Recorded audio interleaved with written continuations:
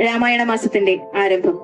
പഞ്ഞമാസത്തിന്റെ ദുരിതങ്ങളെയെല്ലാം തുടച്ചു നീക്കി മലയാളിയെ സംസ്കാരത്തിന്റെ സമ്പന്നതയിലേക്ക് നയിക്കുവാൻ രാമായണത്തിന്റെ ശീലുകൾക്കാകും എന്നുള്ളതാണ് പരക്കെയുള്ള വിശ്വാസം. രാമായണത്തിന്റെ മുഴുവൻ പ്രധാനപ്പെട്ട സംഭവങ്ങളെയും കൂട്ടിയിണക്കിക്കൊണ്ട് സംക്ഷിപ്തമായ രൂപത്തിൽ രചിച്ചിട്ടുള്ളതാണ് ഏകശ്ലോകി രാമായണം. ഇന്ന് ഈ ഒരു പവിത്രമായ സന്ധ്യയിൽ ഏകശ്ലോകി രാമായണത്തോടുകൂടി നമുക്ക് ആരംഭിക്കാം. പൂർവം രാമതപോവനാദിഗമനം ഹത്വാ മൃഗം കാഞ്ചനം വൈദേഹീഹരണം ജടായുമരണം സുഗ്രീവ സംഭാഷണം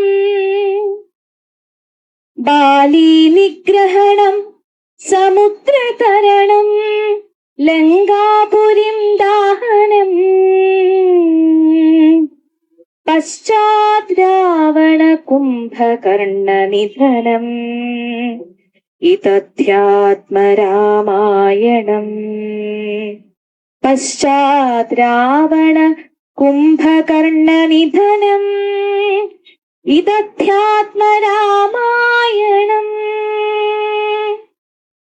അതായത് നമുക്ക് എല്ലാവർക്കും അറിയുന്നത് പോലെ സീതാരാമ ലക്ഷ്മണന്മാർ വനത്തിലേക്ക് പോകുന്നതും അവിടെ വെച്ച സ്വർണ്ണമൃഗത്തിനെ കാണുന്നതും വൈദേഹി ഹരണവും ജടായു കൊല്ലപ്പെടുന്നതും പിന്നീട് സുഗ്രീവനുമായി സന്ധി സംഭാഷണത്തിൽ ഏർപ്പെടുന്നതും അതിനുശേഷം ബാലിയെ വധിക്കുന്നതും പിന്നീട് ഹനുമാൻ സമുദ്രം ചാടിക്കടന്ന ലങ്കയിലെത്തി ലങ്കാപുരി ദഹിപ്പിക്കുന്നതും ഏറ്റവും ഒടുവിൽ കുംഭകർണനെയും രാവണനെയും നിഗ്രഹിച്ച് അയോധ്യയിലേക്ക് തിരിച്ചു വരുന്നതുമായ കഥാസന്ദർഭങ്ങളെ കൂട്ടിയിണക്കിയുള്ളതാണ് ഈ ഏകശ്ലോകി രാമായണം.